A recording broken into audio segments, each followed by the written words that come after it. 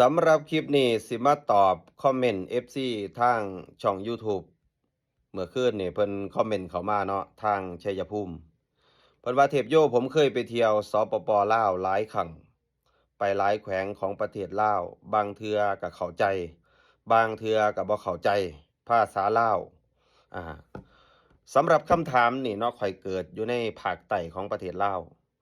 สมัยยังน้อยเนาะ สำหรับข่อยเนี่ยสำเนียงการเว้าในประเทศลาวนี่ข้อยยกให้สวรรณเขตเป็นสำเนียงการเว้าที่เหมาะสมที่จะเป็นสำเนียงทางภาคกลางของลาว1เว้าบ่โหน่งหรือบ่เหน่อเกินไปฟังง่ายคันทางภาคเหนือของประเทศลาวก็ฟังเว้าช้าเหน่อเกินจนแบบจนบ่ค่อยเข้าใจบางคำคันใต้ก็เว้าไวโพดเหมาะสมคือยกให้แขวงสะหวรรณเขตฟังแล้วเว้าม่วน ฟังง่ายมันคล้ายๆมาทางอีสานทางมุกดาหารทางนครพนมจังซี้นะขนาดข่อยวิจารณ์รัฐบาลคอมมิวนิสต์ลาวเนาะวิจารณ์บักซ้อนใส่ศรีพันดอนนะมันก็จะมีคนเข้ามาคอมเมนต์ที่เขาบ่เห็นด้วยเขาสนับสนุนรัฐบาลคอมมิวนิสต์ลาวเนาะเขาบอกว่ามักหัวแบนข่อยก็ยังบ่เข้าใจคำว่าหัวแบนแปลว่าอิหยังข่อยจนไปถามคนลาวบางคนว่าหัวแบนคือจุดๆๆๆจังซี้นะเมื่อก่อน